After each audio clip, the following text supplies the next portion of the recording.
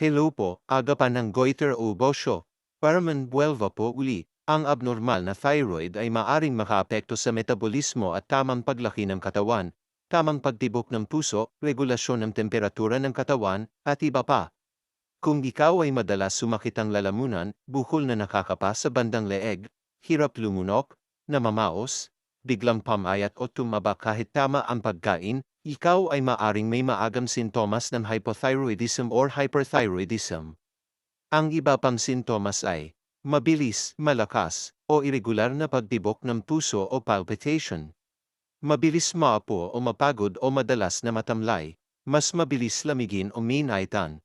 Hirap sa pagdumi o constipation. Panginginig ng kamay, biglang paghina o paglakas ng regla.